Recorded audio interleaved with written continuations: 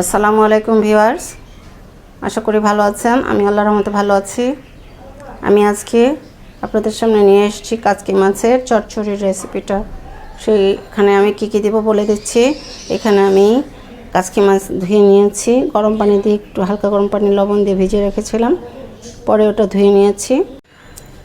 আমি এখানে কাচকি মাছের সাথে লেবু পাতা দিয়েছি, পেঁয়াজ কুচি আর ধনেপাতা, লবণ, হলুদ, মরিচ আর কাঁচামরিচ কুচি, এই কটা জিনিস যাবে। সাথে আমি সরিষার তেল দিয়ে মাখিয়ে কড়াইতে আমি বসিয়ে দেব, আর আস্ত জিরা দিয়ে দেব আমি। তাহলে দেখাচ্ছি, আপনারা দেখতে থাকুন। তার আগে একটা অনুরোধ, সেটা হলো আমার চ্যানেলটা সাবস্ক্রাইব করতে ভুলবেন না যেন, আর বেল আইকনটা চাপিয়ে দেবেন পরবর্তী নোটিফিকেশনগুলো, তাহলে আপনারা পেতে পারেন। তাহলে আমি আমার রান্না শুরু করি। ভিউয়ার্স, আমি এখন এইটা মাছটা মাখিয়ে তারপরে কড়াইতে দেব। এখন আমি তেলটা ঢেলে দিচ্ছি, একটু সামান্য পরিমাণ তেল দেব, পরবর্তীতে কড়াইতেও দেব।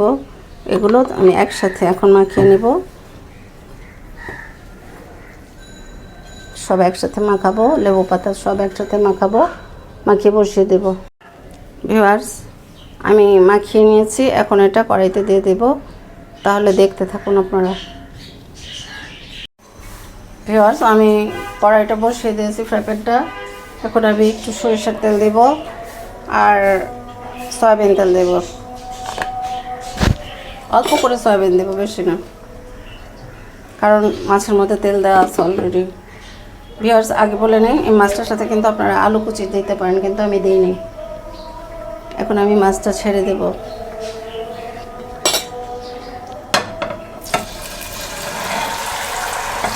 আমি কিন্তু লেবু পাতা দিয়েছি, ধনে পাতা কেটে দিয়েছি।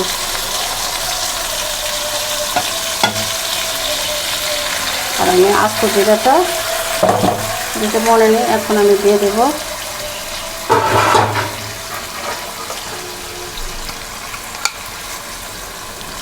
আস্ত জিরাটা দিয়ে দিলাম। এখন একটু পানি প্লেটের মধ্যে দিয়ে আমি ওই পানিটা দিয়ে দেব। একটু পানি যাবে, কারণ এখানে যে মশলাগুলো আছে এগুলোকে আমি ফেলতে চাই না, এগুলো নিয়ে নেব। সেজন্য আমি একটু পানি দিয়েছি, তো ঢেলে দিয়ে দেব।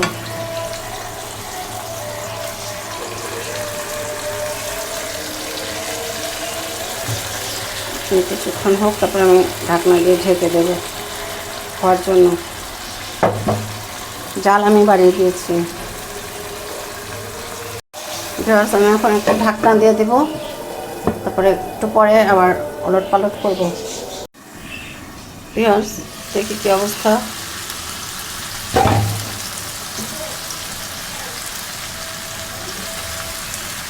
আবার ঢেকে দিচ্ছি।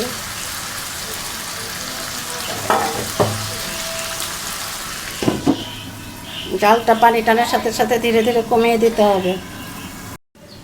ভিউয়ার্স, দেখে এখন কি অবস্থা, শুকিয়ে গিয়েছে, ভাজা মোটামুটি হয়ে গেছে, পানি টেনে নিয়েছে। এখন আমি এটাকে নামিয়ে নেওয়ার ব্যবস্থা করব। তার আগে একটু আলগা করে নিই।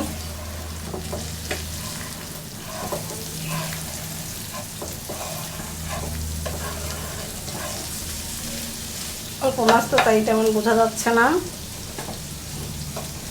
এই মাছটা ফ্রিজে ছিল, যার জন্য একটু সাইজ বোঝা যাচ্ছে না। কিন্তু কিছু কিছু মাছ আছে সামুদ্রিক, যেটা একটু খাড়া লম্বা হয়, সেটা তাও বোঝা যায়। কিন্তু এটা খেতে কিন্তু দারুণ টেস্ট। আমি যা দিয়েছি এতে দারুণ মাখিয়ে দিয়েছি লেবু পাতার জন্যই এই মাছটা অন্যরকম লাগে।